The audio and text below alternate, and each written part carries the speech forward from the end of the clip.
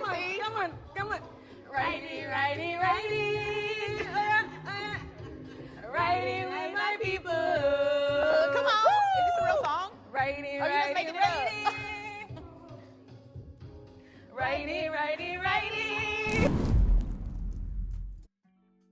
All right, hello everybody. You saw me, I'm shy. Hi everyone, welcome back to the Wunmi Bello show. And guys, I'm so excited for today. I feel like I start every episode with saying the same thing, that I'm really excited, but I'm about to do something serious today. We're gonna have a very serious conversation, okay? I want to introduce the person I'm speaking to today, and I had something initially written out, but I just kind of want to speak from the heart and see where it leads me, where it takes me. Social media is a very funny space. Social media is very fascinating. I think, when people put their lives out there, we only read them based on like what we're given, right? And I think naturally as human beings, we create our own stories, our own narratives, our own understanding, and various things like that. Like I am a victim of that. I see one thing and I'm like, oh yeah, it must mean this, or I see this. I say all this to say the person I'm speaking to today is someone who dominates the social media space deeply, consistently, and has been for years, and continues to show herself in this truthful light. And I say truthful because every single thing that she's done on her journey has always been about, if she's starting a business, it's because she's on that journey. If she's starting a show, it's because this is where she's at right now. Everything has always been attached to like her truth, and that's something I've really found myself really respecting as I was conducting my research about her. And I think, like I said, you think you know someone, but then I've had the opportunity to really dig deep and like listen to a lot of her conversation, and there's a thread, and me and my producer were talking about this. She's got a better way of phrasing it. What'd you say, red thread? A red thread, and that red thread for us has been truth. And so it makes me really excited to, have this conversation, because today for me, we want to speak about truth. We want to know this woman on a deeper level, and on an even deeper level than we do already, because I think she already shows so much. But today we want to hit a different wall, and that is my aim today. And I'm so excited to be sitting down today with the one and only, the mogul, the businesswoman, the comedian, woman of God. Wow. Don't play with her. It's B Simone, everybody. Hi. That was an amazing intro. I'm like, am I about to cry off the intro? No, don't. We're about to have a really good time. I'm so happy you're here. Thank you. How are you finding London so far? I love it. I've been moving around. I have had fun, amazing people, good food. Yeah, good food. Good food. Wow. Where have you been eating? Because usually Americans will come to the UK and they'll be like, the food is so rubbish. But see, I'm not a picky eater either. Oh, you're not? Oh, okay. I'm an extremely picky eater. I am a foodie though. Like okay. I went to a pasta place. It was real good. Yeah. I've had Caribbean Do you know the name? food. No. What about the other place? So the first night, was it the first night you got to London that we went to that dinner? I liked that food. Yeah, that was all right. That was cool. nice. That was cool. chic. Yeah. That was like Turkish. Caribbean food. Yeah. I went to a lounge yesterday, last night, and their food was good. I had like jollof rice and shrimp. Hello. Yeah. What do you rate the jollof rice? I know. I got that rice and shrimp. Okay. Prawns. Y'all call them prawns. I say shrimp. Okay. Yeah. I mean, I think we say shrimp too, right? Do we? Yeah, the we do. prawns are bigger, but like. Yeah, exactly. Prawns, yeah. So my producer and I were looking at some of your looks over the years, and there was two that really stood out to us.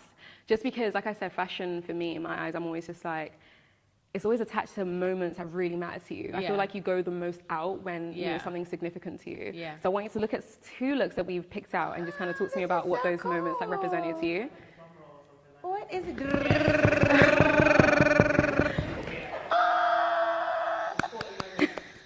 Wow, this look was, okay, so I sent like 50 dresses to my stylist. Yeah. And we took this arm with this waist, with this train, with this cut, and we made like all the dresses that I liked into one dress. That was a custom piece.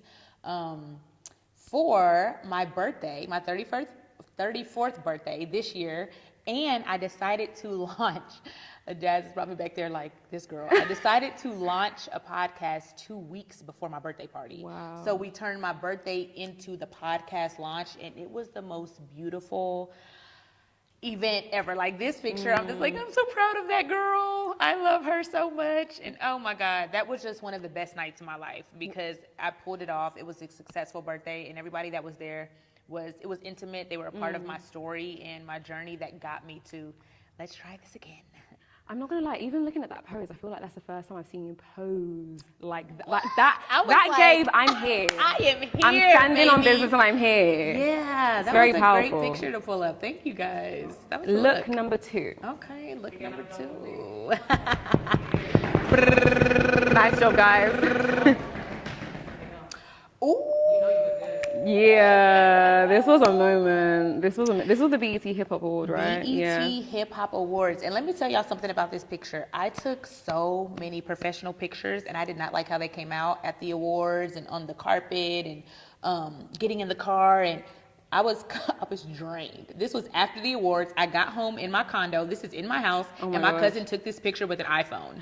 After all the professional red carpet stuff, the BET glitz and glam, I was like, I'm gonna do one more picture. And I was so tired, and it's like so Vogue. It's like, it's gorgeous. But yeah, I was drained in that picture, and I took that with an iPhone, and I was like, you know what? I did all the construction and stuff in my house. I'm like, that money went to good use because the background is great. Yeah. So yeah, it's thank gorgeous. You guys. That was a good look. Little frontal wig. I ripped that right off after that picture.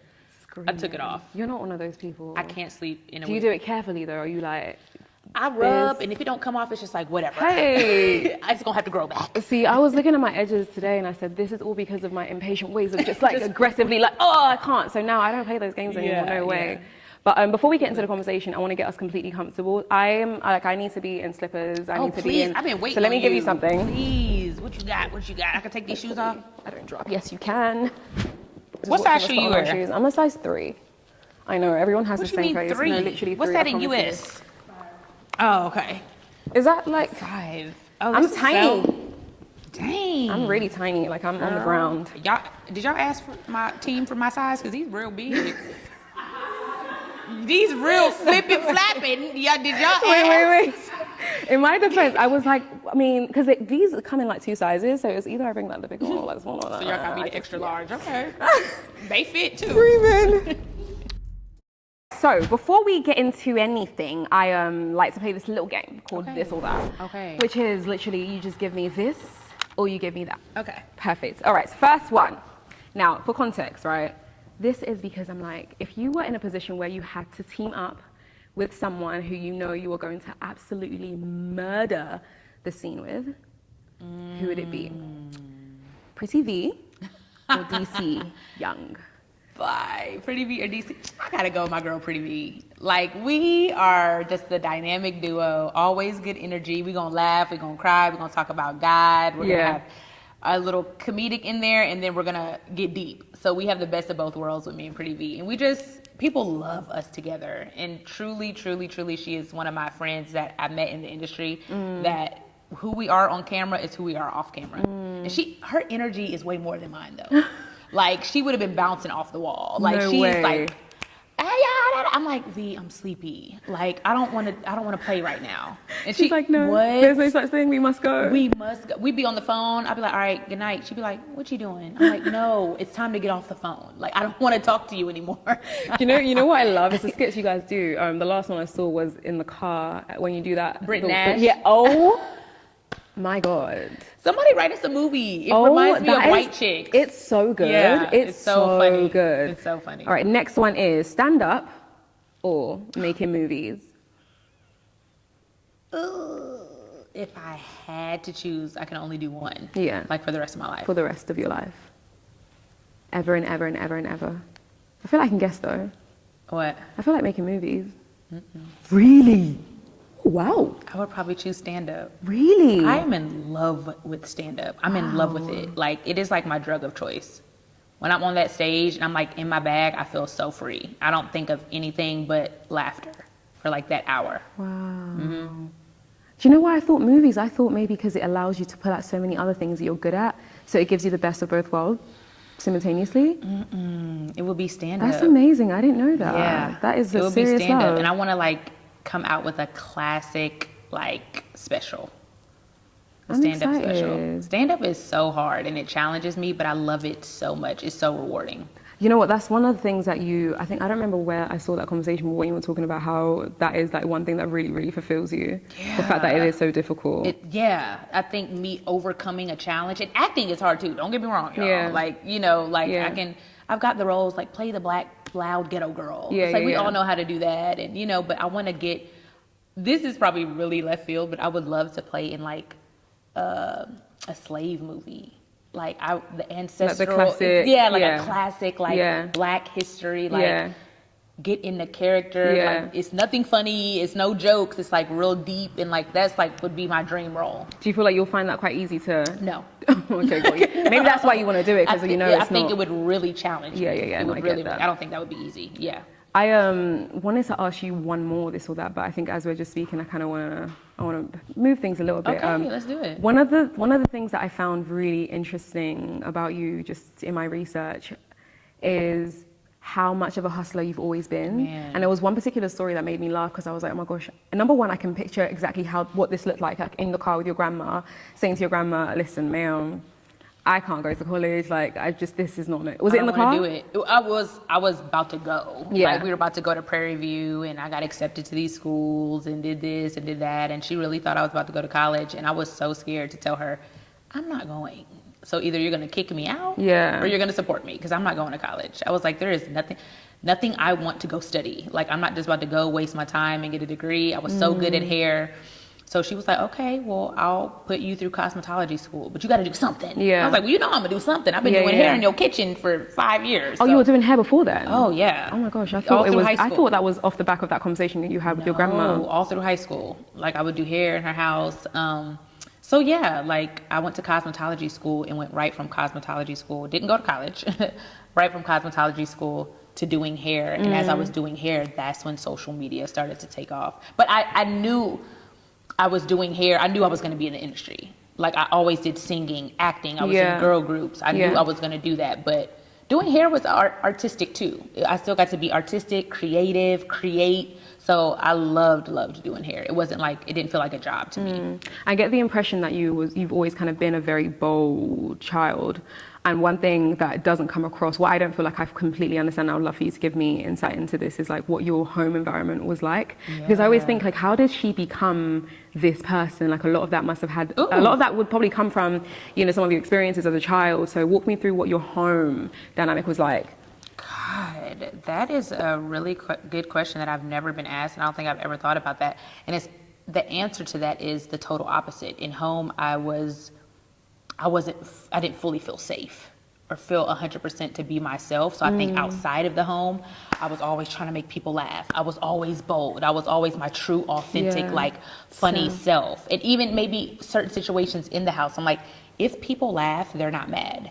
If people laugh, they're not angry. If I can make people like smile, I'm not in trouble. So I think it was like laugh the pain away type thing. That's so looking back, I don't think I ever knew that until I became an adult and tried to heal.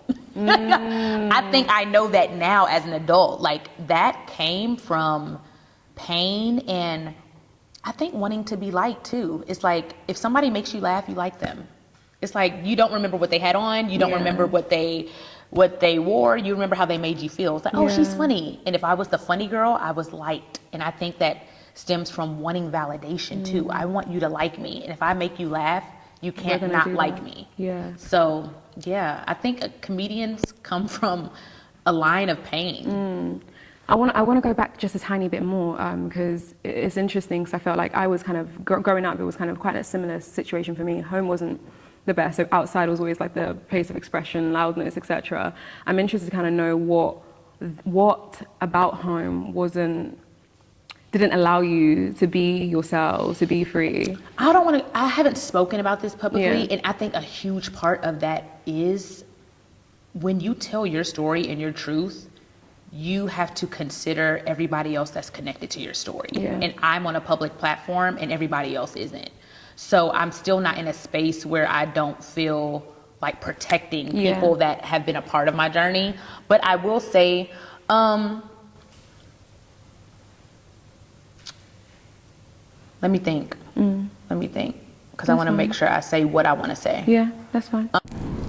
I think in certain situations, not feeling seen and not feeling heard impacted me in my adulthood. And I don't think it was those people's intent, but it did happen. And it affected me.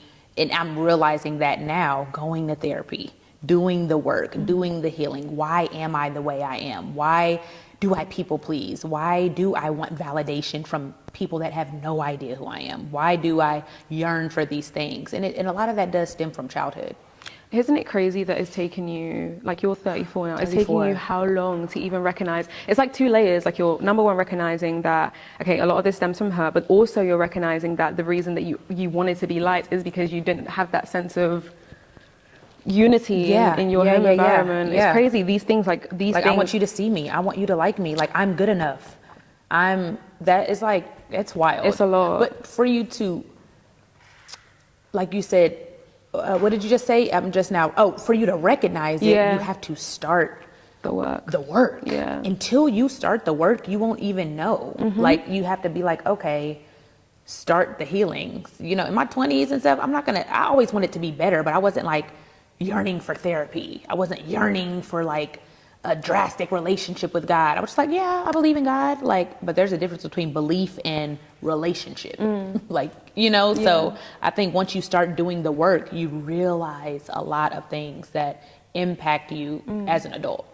There's always a moment, there's always some sort of like a switch that happens when people start to do the work. You know, it can be something happens in your life and you're like, this feels like a cycle. Something needs to change. What was it for you? When was the moment that you felt like a shift or the work needs to start now? Wow, that's good. I think once, even I go back to like one of the first moments, like not dealing with my ex. I'm like, what made me walk away from that? Realizing worth and having enough is enough. Dealing with certain type of men that I allowed, certain type of things, certain failed relationships. What is the cycle of me feeling like I have been latching on to women and these relationships are failing? What am I doing? Because I'm the common denominator in all these relationships. It can't be everybody else. Nobody is doing anything to you that you're not allowing. So why are you allowing things that you don't agree with? People pleasing, no boundaries, getting to the root of that. So once I started like being sick and tired of being sick and tired of failed relationships, whether it was with men, whether it was with women, the way I felt, being anxious in certain scenarios, walking on eggshells. It's like, why are you allowing this? Say something. Why can you not speak up for yourself? So once I got sick and tired of that, I tried to figure out how to change it, but I had to acknowledge it first. It's so interesting. So did you notice it before? Like when you were younger, like, can you think back to like maybe when you were in your 20s and you just kind of shrugged it off and you know when a violation happens, right? And you're like, this in the moment is mad, but because I don't really understand, I don't have the depth to understand it, I'm just gonna ignore it and move on. No, I think I was so naive and didn't have enough discernment that I didn't think it was mad. Okay. I was like, oh, she's not like, because I wasn't like that. Yeah. So I didn't think the other person was being malicious, or I'm like, oh, I'm not like that. Yeah. So I don't think anybody else is like that. I was just naive and kind of green to it. So I just ignored it. And the older I got, I'm like, she's actually a fucked up person. Like, you need to open your eyes. Like, she doesn't like you, actually, or she is like actually not a good person, or he actually is not going to commit to you. He's going to actually keep having sex with you, and he's not going to be your boyfriend because you're allowing stuff and you're diminishing your self-worth. Like, I don't know. I don't think I noticed it until I started to grow and evolve and do the healing work. I would just be like, oh, nothing bothered me because I wasn't easily offended. I just was like, oh, they're not. It's fine. It's okay. It didn't really bother me, but I don't think I demanded a certain amount of respect.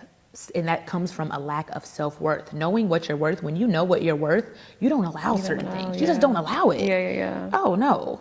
I'm not allowing that. And I think when you pull that switch or flip that switch, you never go back. There's like an automatic shift in like your energy and the way that you show up and the way that you can't unsee it. Yeah. You cannot unsee it. In all little things as well. Even in relationship, you didn't even know what was going on. You pick up on it because you're like, hey, I'm smart now. Like I'm alert. I'm alive. You're manipulating me. Yeah. You're gaslighting me, or you're actually you can like, you notice it. Once you see it, you can't unsee it. And there has to be a balance, because I think being nice, being gentle, being friendly, being kind, all of my personality, being having grace with people is what got me to this point. So I don't want to lose that. That's a gift. But also, I don't want to be used. I don't want to be abused. I don't want to be manipulated. I don't want to be taken advantage of. So there has to be a level of staying who I am and also getting discernment and having boundaries.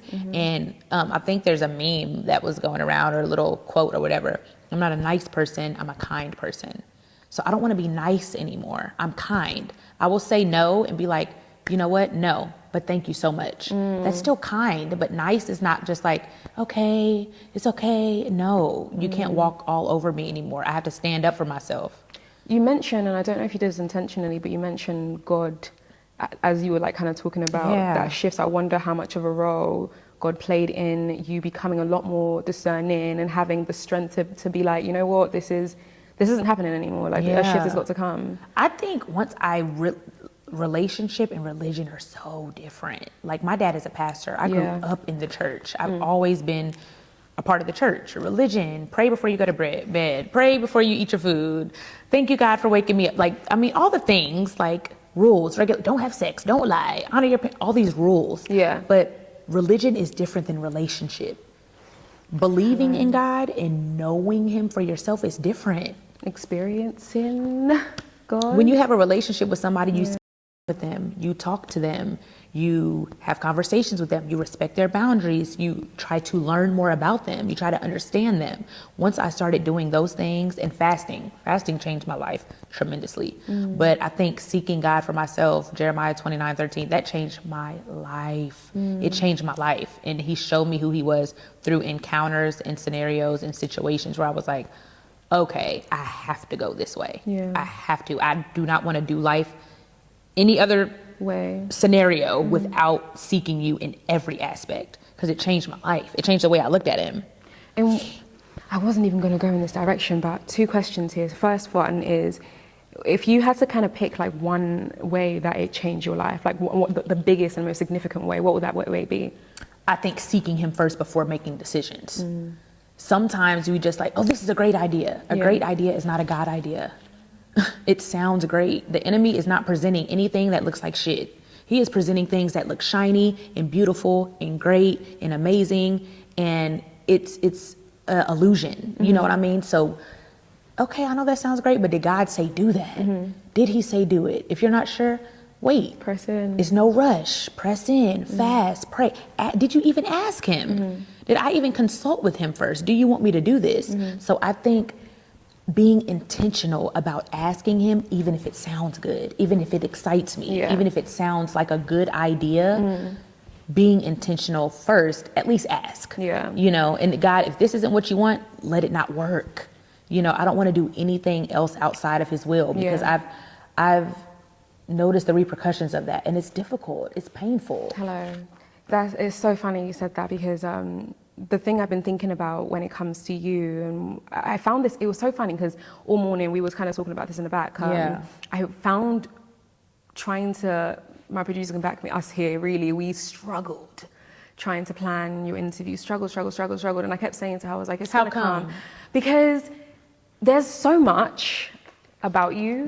You know, you've done a fair amount of interviews, So, lady. You know, and so I how do we watched, make this different? not even that, and also I just felt like all the information, like Cherish, my producer, she's an information guru. She wants to find all the information in the world, and I love it. And I read everything, and I'm like, this is great, but I haven't found my in this conversation. Like, what does God want me to do with this conversation? What is the in? And I couldn't get it. Even this morning, what time were we up this morning? 4 a.m. 3 a.m. We were trying to go 3 a.m. this morning, like on the phone, like, no, Cherish, okay, what do you think of this? She's like, it's not clicking in that direction. It's not clicking in that direction.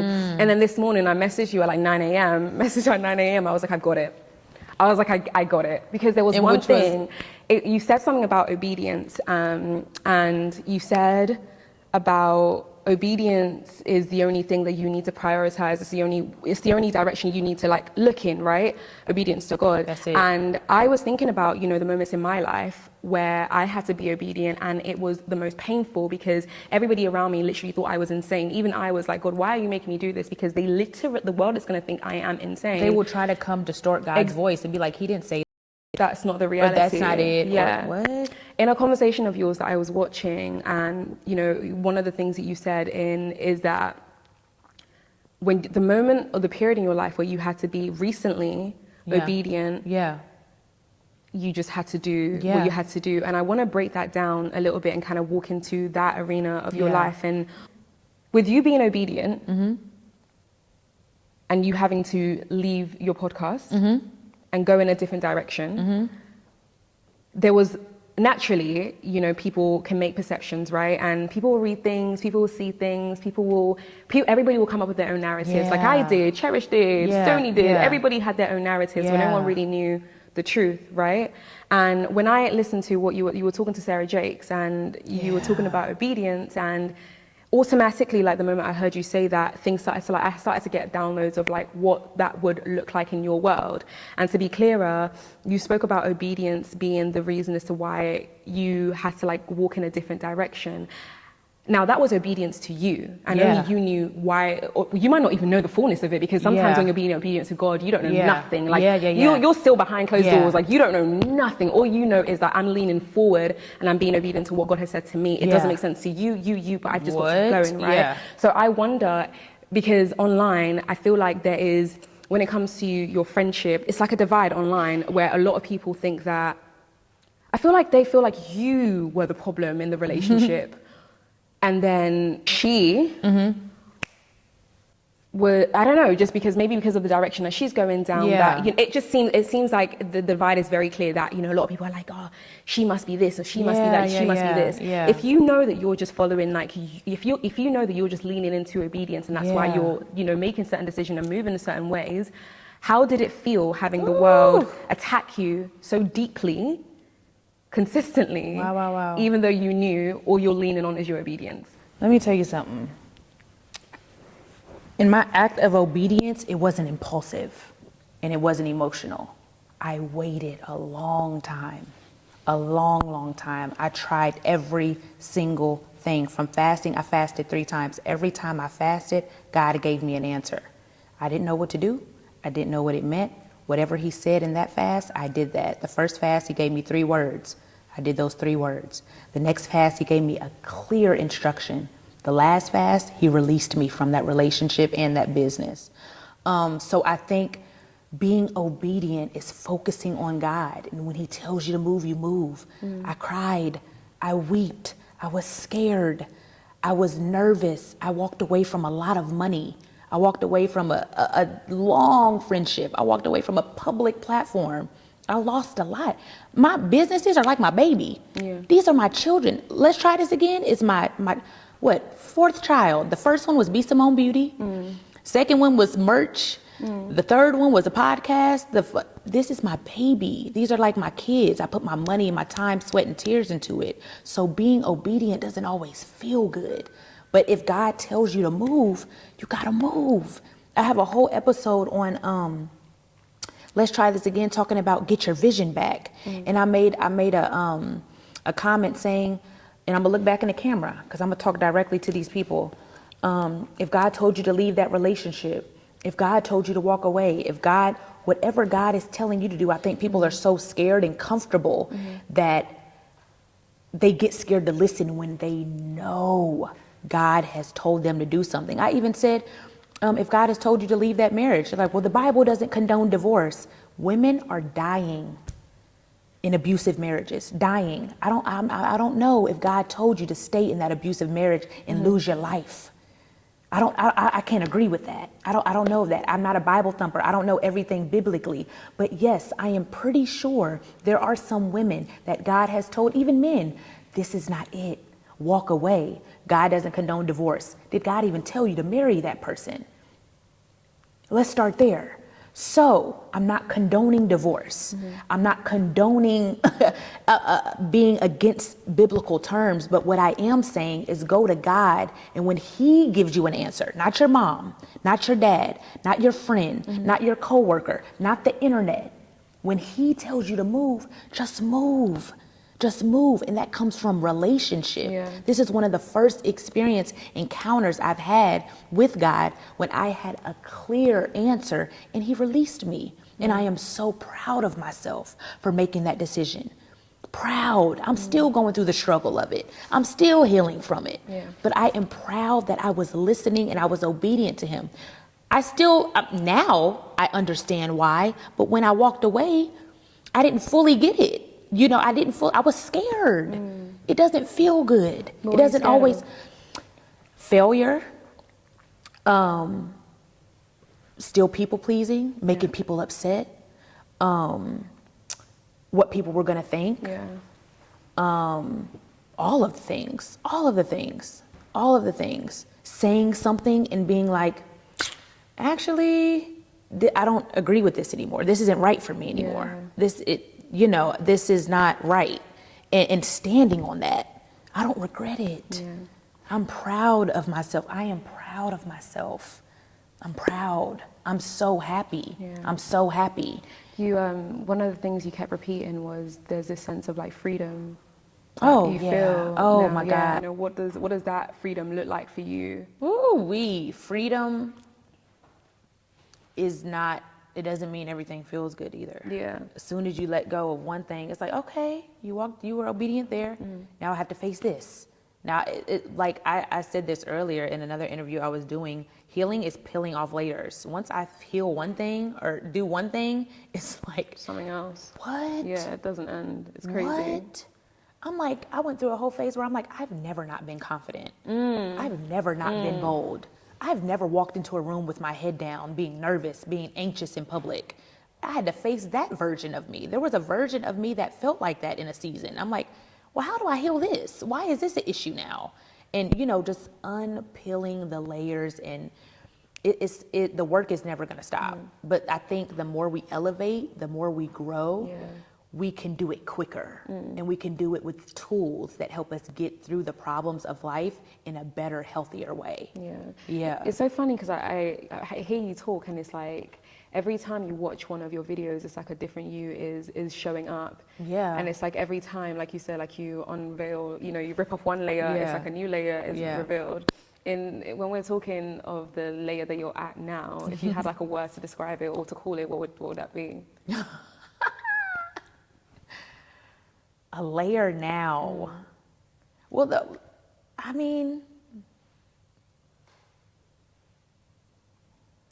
dang, there's so many thoughts in my mind. I was gonna say, bitch, I'm back. But I didn't want to say it because it's like, don't kill me. that too, it's like getting the old me back, Yeah. but coming back different. Like there's still so much of me that I lost that I want back, but then I'm coming back as a more firm, like, I never lacked self-love. It was lack of self-love, but I'm gentle with myself. I'm kind with myself. I'm patient with myself. I do all those things, but it's the self-worth part that I'm working on. Worth. When you know your worth, your no is your no. It's like, oh, I don't know. Maybe I would people please. Now I'm like, no, I actually don't want to do that. Very Do you have any other ideas?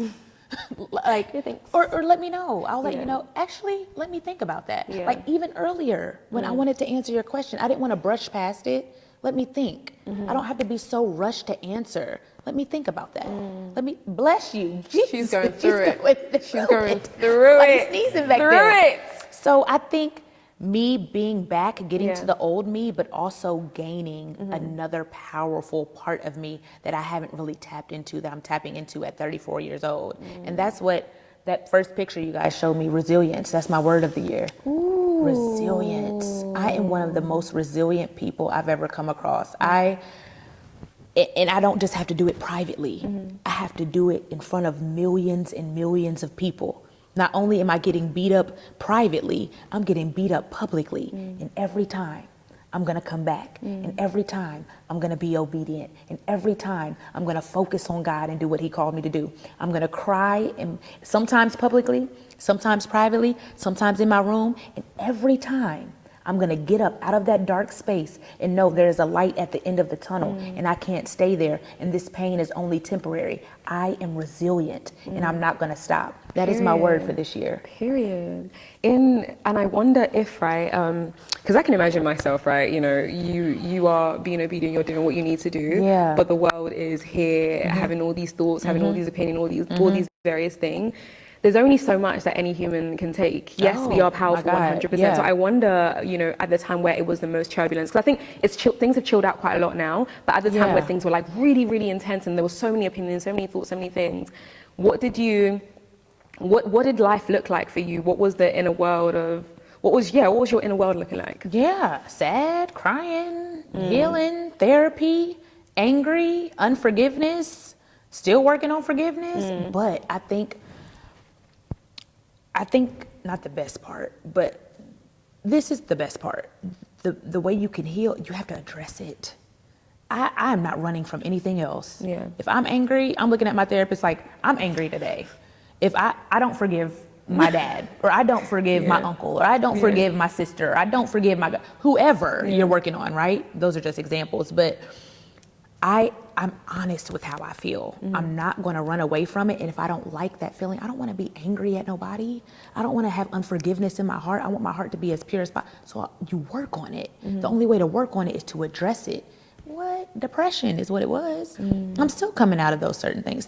Things that I dealt with in 2020, outside of walking away from a public podcast. I'm dealing with stuff outside of that. Stuff the world don't even know. I'm dealing with family stuff. I'm taking care of my mom. I'm paying people's bills. I'm working on my, it's a whole nother world that's off the internet that I have to maneuver through also. So I think the only way to fix it is to address it. I'm not running from anything else anymore. And I don't want people in my life who run from the truth. Until you can take accountability and be truthful with who you are, I don't want you in my life. I don't want perfect people in my life. I want honest people in my life. If you cannot be honest with where you are and who you are, you have no place here. You sound different in a really beautiful and powerful way. So one thing we spoke about off camera a little bit was just touching about how, and I think you spoke about it earlier as well, just about how much when you're changing, you almost try to like fight the change that's like occurring in your life, right? And I'm not sure if it was at the dinner that you brought up like stand up and the fact that you now, because you are changing so much, and even as you're speaking today, like anybody who's been following you for years can definitely tell there's a tone that you speak with, and even the words you use, I feel like it's quite different, right? So I just wonder how it's affecting your stand up. You know what? I was so scared to get back on the road this year because I'm like, I am not the same person I was last year. I'm like, I have sex jokes and jokes about me being drunk and nothing. I'm not saying I'm not having sex ever again until I get married. I don't know. But right now in this season, I am abstaining from sex, right? So I'm like, I have all these jokes and stuff, and I'm like, I'm not even that person anymore. Like, I haven't had a drink in a year.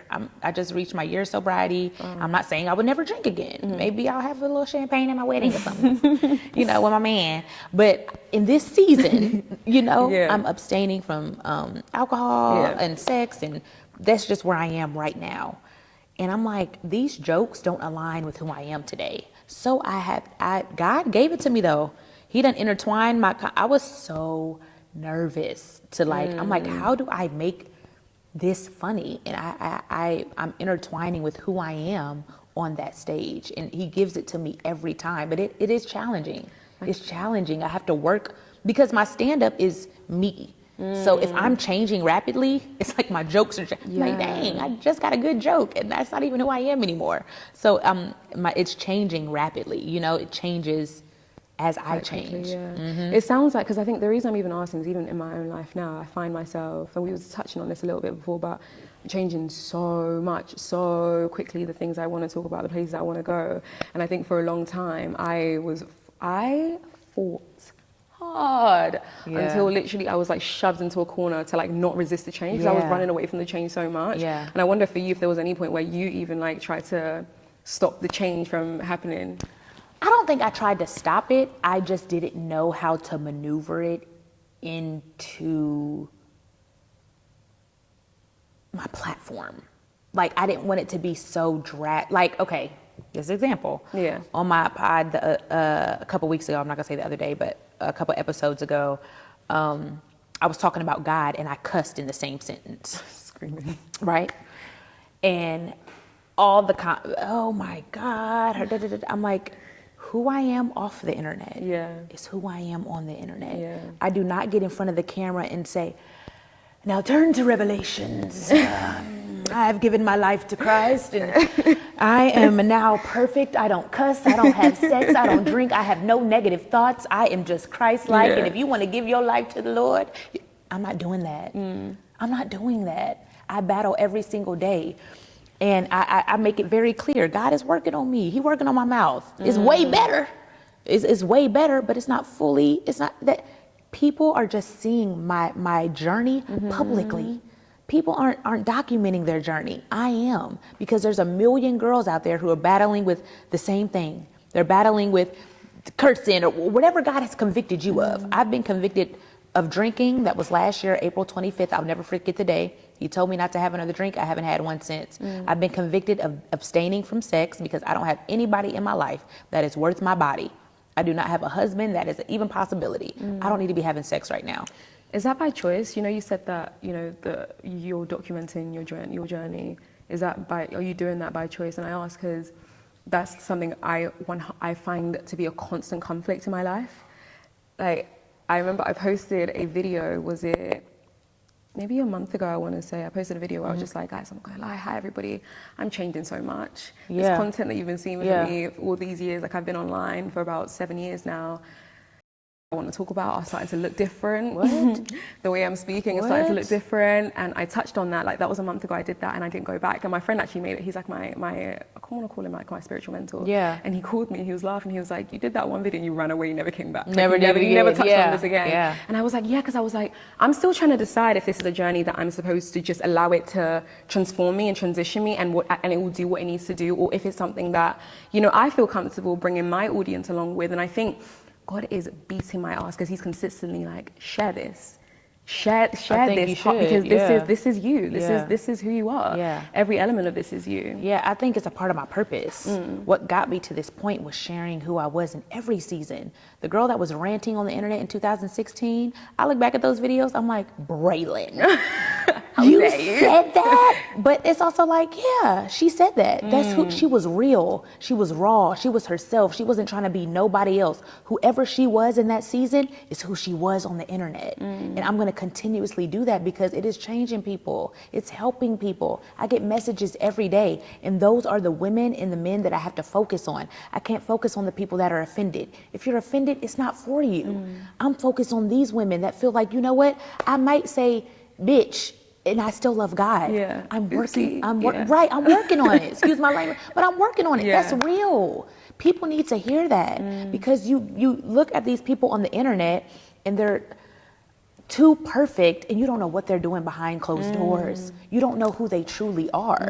I try to show who I am in real life on the internet because people need to see that. People are just seeing my journey publicly. Most people get to go on this spiritual journey in their home or off camera, or you get to backslide or mess up in private. I'm allowing you to see it because I am not perfect, and you can come on this journey with me and know that you are not alone and you're not the only one struggling with sin. Is it easy to do that in the entertainment industry for you? In industry, especially I think in this year, there's been so many allegations, so many things are just coming out. I feel like it's just, we're going through the craziest of times right now.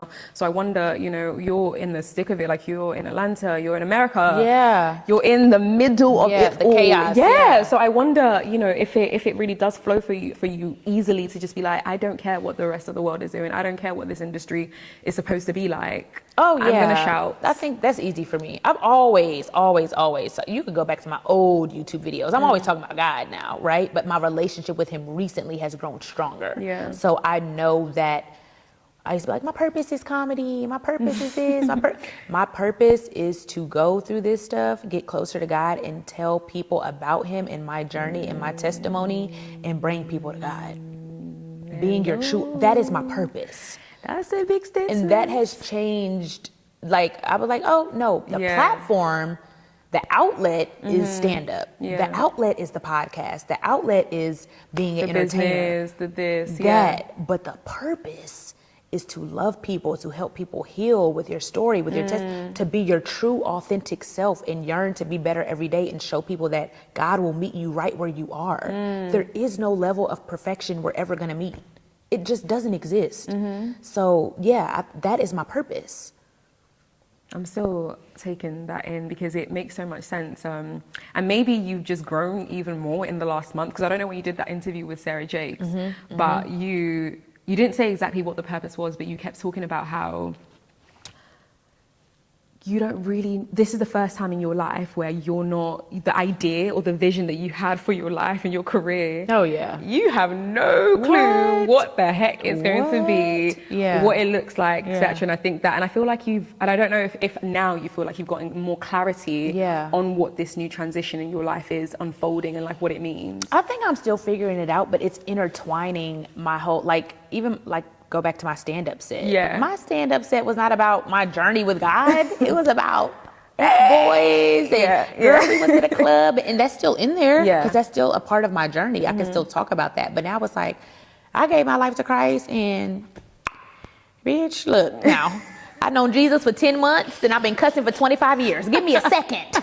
I'm growing. Yeah, I'm growing. I'm growing. And Hold that, up. and I'm gonna keep doing that because I am growing. Yeah. That y'all are seeing it in real time. Y'all act like people find God, and I've always had God. Don't get it twisted. My dad's a pastor. I've grown up in the church, but this relationship is stronger. Maybe he was just an associate, or now he's like, boom, you know. And I'm trying to grow that relationship, but it is no such thing as perfection. You're just not gonna reach it. Don't look at me as the example. Well, you shouldn't be. What shouldn't you be doing? Let's talk about that. Let's talk about what you shouldn't be doing. Go ahead and upload your sin. Okay. So don't try to be like B Simone. Yeah. Don't try to be like me. I am just letting you know, my message is be yourself. Right? Whoever you are in that season, be yourself. And if you know there is something you need to change, work on it. Yeah. Work on it. I'm open with it. I'm working on it, and y'all are just seeing my growth in real time. You're encouraging me. I feel like a lot of what you've said was definitely for me to.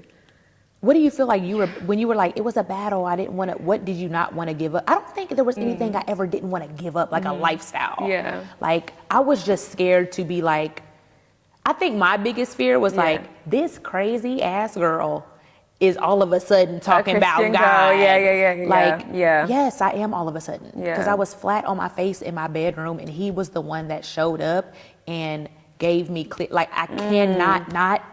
I can't deny. I can't. Yeah. It's real for me. The I don't experience know all is the too real. scriptures. Yeah. I don't know all the lingo. I know my encounter. I know my experience. That's what I know. And that's what I'm going to speak on. I can never go back to who I was before I had that encounter with him. And most of that was this past year. So what was it, when you say I was running, was it a lifestyle? Was it? No, not a lifestyle. It's been a variety of things throughout the years. I think this year I've always tried to hide behind. Let me answer this properly. Okay, ask me the question again. I need to hear it in my brain, so I really go on. So let me interview you on your lovely couch.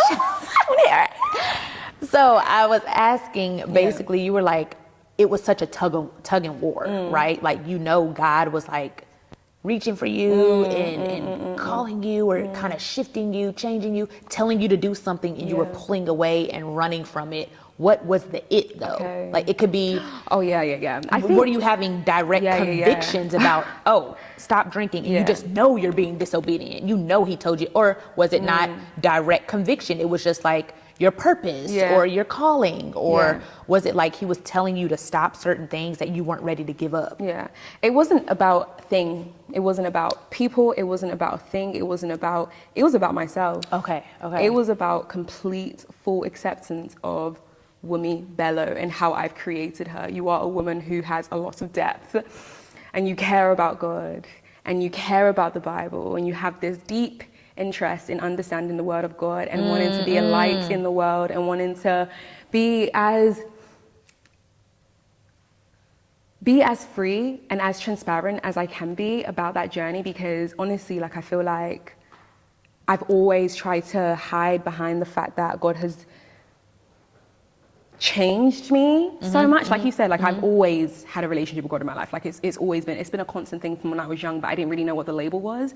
You know, I grew up in a Muslim and a Christian household. Wow. Yeah, so my whole family are Muslims. Wow. And, what made you not be Muslim? So I didn't grow up with my mum and dad. Okay. I didn't grow up with any of like my core immediate family members. So I didn't really have that like deep influence to go to this, my mum, I call her my London mum, my mum who raised me, she was a Muslim, but you know, it was like a Nigerian Muslim. So there was a vibe for her. It wasn't, she wasn't strict, that she was like, you must go to mosque, etc. But we did go to mosque every other Sunday. And I remember I'll be in mosque and I'll be listening to, you know, the word and, you know, everything. And I just never really felt that sense of connection. And then I'll go to church sometimes with like people that I would meet around, and again, I don't feel like I was like deeply connected, but I felt something more in those spaces than I did when I was in mosque. So I knew, okay, you know, there's definitely there's something here, there's something to explore here. But in my mind, I always just like my journal. I've always had a journal from when I was young. Was like my way of communicating with God. Everything like my journal, so that I'll read it back. And you know, really, I found a journal from when I was 17 recently, and I read it. I was like going through it. It was like, I know God is gonna get me out of this if I just be a good person. This is so me. I've always had that was like the crazy. home. Like that for me. If I always say, if I didn't have my journals, honestly. No way, because that was similar to you. It would be God. I don't know how, I don't know when, I don't know, but this is crazy, but I'm trusting you, I'm trusting this. And I think, you know, at those times, it wasn't deep rooted, but I knew something was there. And I think when you're a child, it's like a lot more innocent. And, you know, as you grow into your adulthood, that thing deepens and you start searching for answers. And I'm someone who like, I need truth, like in all aspects, right? And so then I started to going into, you know, the things like the tarot readings and that drove me crazy for like 2 years. Girl. Drove me absolutely insane. Because that's real too. It's just not God. It's another source. A spiritual world. 100%. That stuff is real. 100%. And I've done the, oh my gosh. How was it for you? I don't know if I was like going through I didn't like really get into it, but I've been to psychics before. Like, read my palm. Where my man Tell at? me. What? Tell me what's going on. Like, please. Yeah, How many kids I'm gonna have? Like, me. and it's like they have a gift. Like, I don't believe that stuff is not real, but you're just opening up a world that like, I had the crystals. I had sage in my house. It's like, girl, all this smoke. It was intense. It's like, it's just, I've done all those things, and I think it was the same journey, like seeking Jesus Christ for myself. Why do I believe this? Because I was raised this way, because everybody else believes. I was envious of people that had strong faith. Like they knew that they knew that they knew that they knew. Yeah. I was like, I want to know that. I want to feel like that. Like when I walk into a room, now girl, baby, I know that you can't tell me nothing. My question to that is, because I think we were talking about this earlier, and I was saying to you, like the last 4 months has been, there's nobody can step up in any room and tell me God isn't real. I'm like, when I tell you my encounters, I don't even need to tell you, I know it. Like my heart knows it. So I want to know, what was it? And I'll tell you mine too. Like, what was your shift? Like, what was your thing? It was numerous things. Yeah. It was numerous things. But I think we could tell our stories, but hearing other people's stories, I'm like, okay. Until you seek Him for yourself, that everybody has their one verse in this season. I think I'm slowly shifting away from this verse. This was the verse that really like, wow, blew my mind. Jeremiah 29:13. Seek me and you will find me. Not through nobody else. Not when you seek me with all of your heart. Girl, I was on the floor. Like, Jesus Christ, if you are real, you have to show me who you are, because I'm questioning religion. Why am I not Muslim? Why am I not atheist? Why don't I just believe in science? Why am I not Buddhist? Why am I following Jesus Christ? And why do I believe He's the way, the truth, and the life? And He showed me over He showed me, girl, and it was encounters, and I will never question if He is the one and living God ever again. He showed me, but it goes by that is the scripture that changed my life. You have to go to Him. You have to seek Him with a pure heart, and He will show you. And when He shows you, He'll do it in His own way that is connected to you. You know? And there's no going back. And there's no going back. If you want to, give me, you said there was like numerous things. Was there like one, is there one experience you're willing to share? Yeah, I think there's another experience. I don't want to go too in depth in that, because I talk about it on my pod and I haven't released that yet. But the fasting, that fasting, I never lived a fasted lifestyle ever. My first fast that I ever did was 10 days water. Baby, by the end of that fast, I was like, this is crazy. Like, I was praying all day, every day, so much, talking to God all day, asking. He gave me my answer. Then I fasted again. He gave me my answer. It was no confusion. It was the fasted lifestyle. He showed up every single time I fast. I did it 4 times. And this last fast that I did was 30 days. I only ate for a certain amount of period during the day. I gave up all social media. On the 14th day of my fast, he gave me, let's try this again. Every time I fasted, he's giving me a direct answer with so much clarity. Yeah. It's just encounters. You can't explain it. But when you go to him and you seek him, he'll show up in a way that only you will understand. Heavy on Heavy. only you. I want to go back just a tiny bit to what you were initially talking about. And I think it's a clear indication of how much God is like changing you. And I don't think you answered this before, but basically when we were talking about how you don't know what the next coming season of your life looks like because what you had, the ideas you have, I'm going to be this movie star, I'm going to be this, I'm going to be this, I'm going to be this, it's kind of shifting a little bit. How are you comfortable with letting go of that? Because I think naturally as humans, like we want to control every, like I've been saying all my life, like I want to be this, I want to be the dreams I be having is showing me God is not calling you to that. And I'm like, oh, okay, I want to be, you know, so how are you doing in terms of like letting go and really accepting that I just don't have the clear, complete vision anymore? I don't think the platform has changed. Like I still think I'm going to do film. I'm going to still be in that creative art element. Like I think this is the industry God has planted me in, the entertainment industry. I just think the messaging has changed so much. Like there is no room I should walk in and not be impacting people in a way to where they want to get closer to God. Or even, and it's not about, have you read the Bible? Do you know Jesus Christ is your Lord and Savior? It's you being. It's you being. Yeah. And I think that has, like, my focus has changed a little bit. It always been like, always love people, be a good person, but it's like, no, like what you have, what I was yearning for that I saw in other people, that knowing, now that I have that knowing, I want other people to have that knowing. It's passing on that knowing that you know him for yourself. And I think that's more of my purpose now that I have encountered it in my life. Everybody should experience that. And that's that salvation and relationship part. I think that, and that's actually my first time verbalizing that. That's been a mental question, you know what I mean? And I know that that's a part of my purpose. I don't think the platform is going to change. I'm still going to produce movies, film. I want my own production company, and I have this, and I have all these things. But I'm going to be in the entertainment industry, and it's not only to bring light, but like, what is your light? What is your light? Being a good person is just not enough. Like, okay, there's good people that are atheists. You know, like, according to the book, she's nice. No, I want you to know God. I want you to know Jesus Christ for yourself. And I can say that 10 toes down because I've encountered it. I was questioning it a year and a half ago. Look at how quick, girl, that happened. He showed me. What? All from, like you said, all from knocking, being on the ground, weeping, being angry. Like, I was like, I am sick of this. Like, why don't I know? Why didn't I feel this thing that they all feel? Yes. Yeah. He showed me so quick. I said, all right. Yeah. I'll never question you again. You know what just came to mind? I really just want to touch on this really quickly. So when we were talking earlier, because I think there's so many people who experience this. Hello. And I want you to talk on this. There's so many people who've been to church, you know, who go to church and, you know, they're preaching and they're talking, and in your life, you might not experience them in the way that they're showing up, or, you know, people who are lovers of God and go to church and do all these things that are Christ-like, like that a Christian should do, but, you know, from your experience, or even from my experience, have hurt you or have pushed you in the direction that you wouldn't classify as, like, how can you be a godly person? Things that can confuse you. And I think that's what's caused, even one of my best friends, that's like one of the things that she talks about so much, that like, I'll be like, oh, let's go to church. She's like, church hurt is still there. This has happened. I know it's something that you've experienced in your life. How do you not allow that to? How do you not allow it? How do you not allow it to taint your perception? I think obviously now it's a completely different story, but like we said, like a year ago, even 6 months ago, it probably would have been easier. So I want to talk to that person, the person 6 months ago, who didn't have the knowledge that you have now.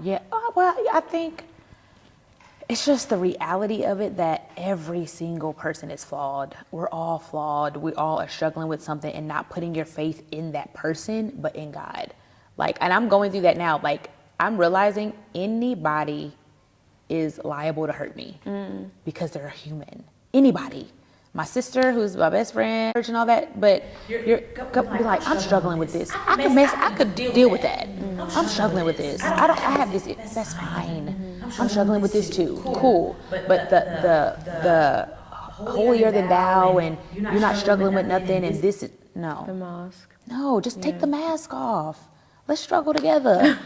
Like, well, yeah, let's just be real. And there's certain, okay, all right, if I'm still 4 years down the line, I'm still working on my cussing. All right, now, it don't take that long. But give me a minute. Someone's not working. Yeah, someone's not, whatever. It's like certain things you're going to be delivered from quickly, and other things, God's going to convict you of, or certain things take time to be delivered from, and other things God convicts you of, and it changes quickly. Yeah. But you just work on those things. I just think not putting your faith so much in man, that's where we fall. It's like anybody, it's possible. Yeah. We're human. So focus on God. Don't let the church take because that's what the enemy wants to do. He wants to be like, well, I'm not going to, well, okay. You shouldn't have been worshiping the people in the first place. We're not going to church for the people. We're going to the church for God. Everyone in there is struggling with something. Yeah. So we're all imperfect. We're all struggling with something. So I think it's just focusing more vertical than horizontal on everybody else. That is it right there. I think that deserves a round of applause.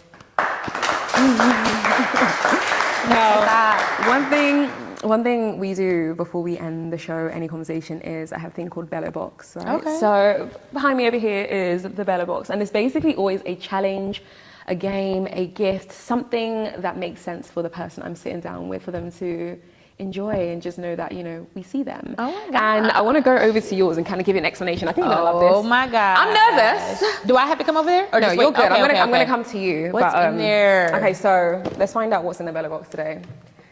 Oh, I'm going to need a bit more, a little, just a little bit of jazz. All right, thank you guys. All right, so in the Bello box today, we have a microphone. Hear me out. So I was, me and Cherish, we were doing our research, and we're finding out that you had a girl band. Music has been a thing in your life for so long, and we said, on the Wunmi Bello show, we like to bring things to life. Are you about to play something? No, actually not. You're about to do something real quick. Okay. But, so we thought, you haven't been in a booth for a long time. Like, it's been a long time. And we have the Bello booth over here, do we not? Yes. We do. So with the Bello booth, what's going to happen is that, the challenge is that I'm going to sing rap, whatever. You're going to sing rap, whatever you choose. Cherish is going to give us a beat, and we're going to perform it. Oh my God. And the audience you guys are going to decide who the winner is. No. Yeah. You have time to think about yours. No. Oh, okay. As in, not even a second. And also, this is not my bag. Okay. Excuse you? She's not good. Have you heard my flow? Are you crazy? Oh, no. She was on Wild 'N Out doing stand-up comedy. We are doing music. Oh, yeah. But I'll be thinking about them. Yeah. Okay, well, it as well. Rock, paper, scissors, shoot. No, best 2 out of 3. Rock, paper, scissors, shoot. Rock, paper, scissors, shoot. Okay, best 4 out of... No. Oh, my God. Okay, all right, let's go. All right. Yeah. Okay. Yeah. Let's go. I'm with my girl Wunmi in the UK. Hey. Might go outside and find a London Bay. Hey. All player haters, please don't throw shade. No. I'm with my girl, so you know it's okay. Yeah. Stepping out, looking good. Yeah. Eating clean, doing what we do. In the club, messing up. Yeah. Don't play. I don't give a fuck. Love of God. Yeah.